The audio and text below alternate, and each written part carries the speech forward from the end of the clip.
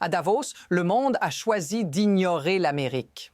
C'est ça, l'image qui a sidéré les couloirs du pouvoir cette semaine. Les États-Unis restent la première puissance mondiale, mais leur président arrive au forum le plus stratégique de la planète. Et personne ne veut le rencontrer. Pas de rendez-vous privé, pas de photos diplomatiques, pas même la façade habituelle de courtoisie. Et si tu penses que c'est juste une querelle d'ego, détrompe-toi. Ce moment touche directement l'économie, la sécurité internationale et la stabilité des marchés dont dépend ton quotidien.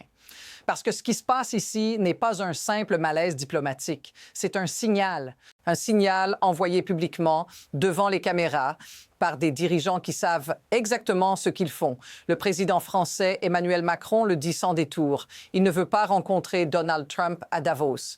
Et ce refus arrive juste après que Trump a publié des messages privés que Macron lui avait envoyés au sujet du Groenland.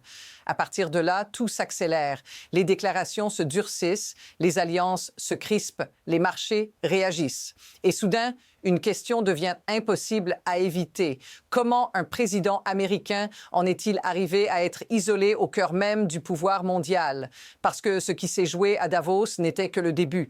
Veux-tu que je continue? Ce qui s'est passé à Davos n'est pas un incident isolé. C'est un épisode de plus dans une séquence qui s'accélère dangereusement. Officiellement, l'événement est simple. Le Forum économique mondial réunit chefs d'État, ministres, dirigeants économiques. Les rencontres bilatérales y sont presque aussi importantes que les discours publics. Mais cette fois-ci, quelque chose cloche. Donald Trump est là, son équipe est là. Et pourtant, les portes restent fermées. Voici le détail clé que beaucoup ratent. Le refus d'Emmanuel Macron n'est pas silencieux. Il est public, il est assumé. Et surtout, il arrive après une rupture d'une règle non écrite de la diplomatie.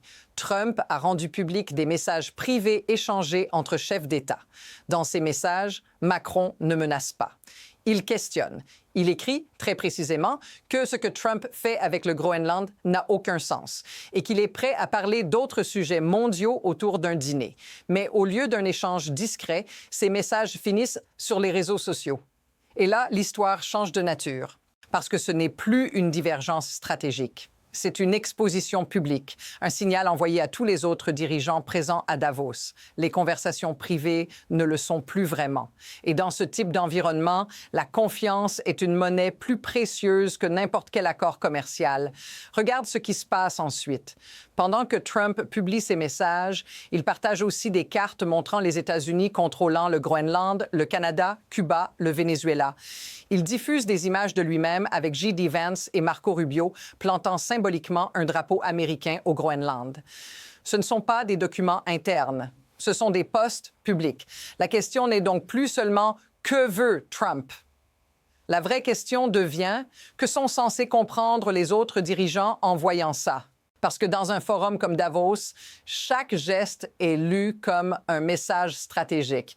Et ce message-là ne parle pas de coopération, il parle de domination, de lignes rouges qui se déplacent, de règles qui ne sont plus respectées.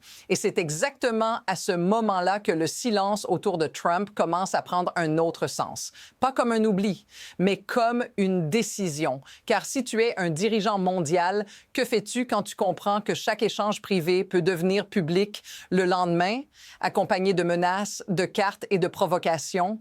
Tu prends de la distance, tu temporises, tu observes. Mais voici le détail que presque personne ne souligne. Cette mise à distance ne vient pas de nulle part. Elle vient d'alliés historiques. Et quand les alliés commencent à reculer en même temps, ce n'est plus une affaire de personnalité.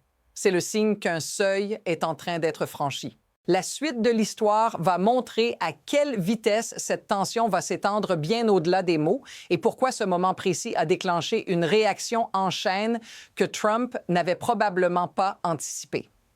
Veux-tu que je continue à la partie suivante? Maintenant, alors que les lignes de fracture entre les États-Unis et l'Europe deviennent de plus en plus visibles, une question plus vaste s'impose.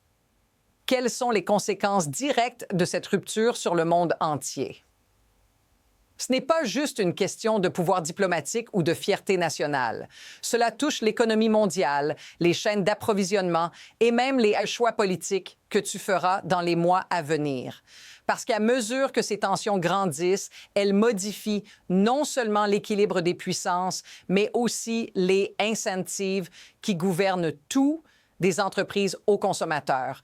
Les États-Unis, dans cette dynamique de domination, c'est qu'ils tentent de rétablir, prennent des risques énormes. Les menaces commerciales qu'ils brandissent n'ont pas seulement un impact sur le Groenland ou l'Europe. Elles se propagent dans tous les secteurs. Les tarifs sur le vin et le champagne français, un simple exemple de comment des mesures économiques peuvent réaliser un effet domino.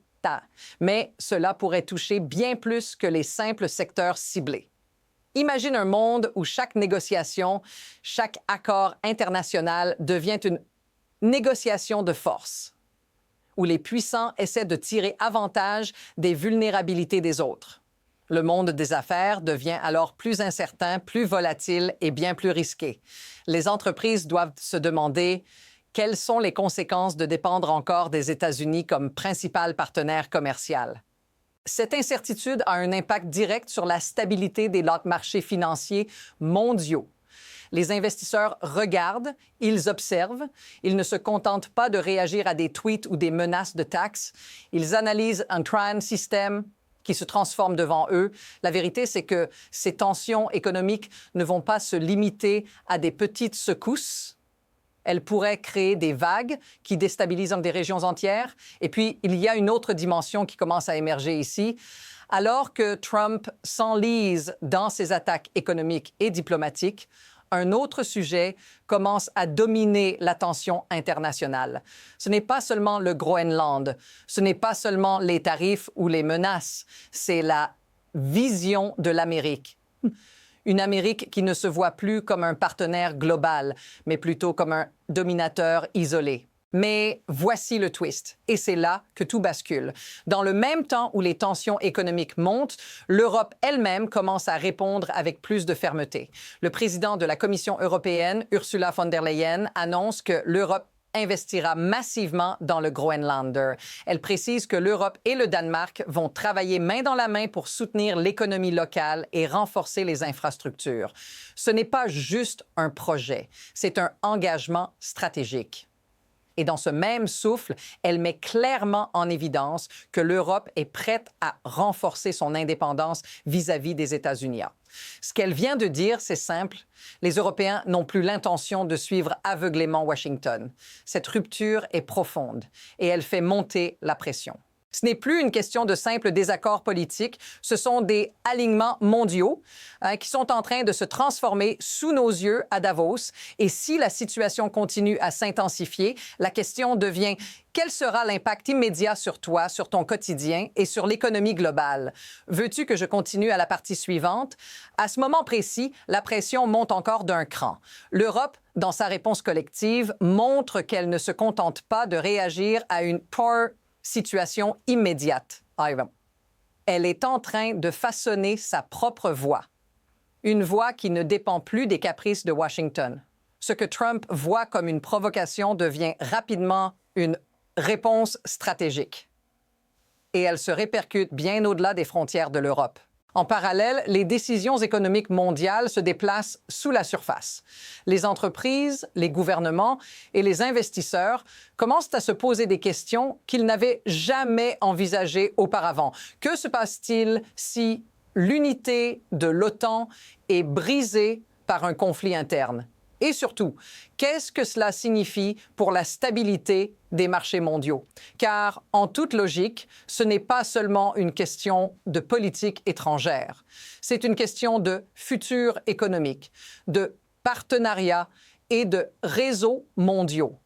La rupture avec l'Europe et plus largement avec les alliés traditionnels des États-Unis a des conséquences qui dépassent largement les frontières de la diplomatie.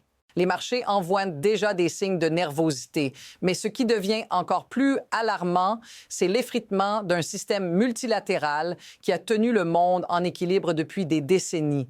À chaque pression de Trump, à chaque menace commerciale, des fissures apparaissent dans les alliances établies. les alliances économiques elles-mêmes commencent à se reconfigurer sous la pression de cette dynamique mondiale inédite. Et maintenant, tout devient une question de trajectoire. Deux possibilités se dessinent, l'une où les tensions atteignent un point de non-retour et l'autre où un rééquilibrage mondial pourrait se produire, potentiellement avec de nouvelles alliances plus autonomes et plus décentralisées. Mais l'un des éléments les plus effrayants dans cette situation, c'est la célérité avec laquelle tout cela évolue. Ce n'est pas juste un simple jeu politique. Les règles du jeu mondial sont en train de changer et personne, pas même les plus grands économistes ou stratèges, ne sait exactement comment ces changements se feront sentir. Alors, quelle sera la prochaine étape? Qui sera le prochain à réagir? Comment ces dynamiques vont-elles influencer ton quotidien et l'économie de demain? Et surtout, qu'est-ce que tout cela signifie pour l'avenir des alliances mondiales? Ce n'est pas une question de si, mais de quand, parce que les répercussions de ce moment, de cette rupture globale, sont déjà en train de se faire sentir. Et ce qui se passe maintenant n'est que le débutant. Voilà ce qui arrive quand les alliances s'effritent et que les règles de la diplomatie mondiale sont redéfinies sous nos yeux. Ce n'est plus un jeu de pouvoir, c'est un jeu de survie stratégique à une échelle mondiale. Et personne, même pas toi, ne pourra en sortir indemne si les choses continuent à se développer ainsi. Et ça, c'est quelque chose qu'il va falloir suivre de très près. Tu veux continuer à être informé des prochaines étapes? Alors n'oublie pas de t'abonner pour plus d'analyses approfondies sur ce qui façonne vraiment le monde d'aujourd'hui. Merci d'avoir regardé. À très bientôt.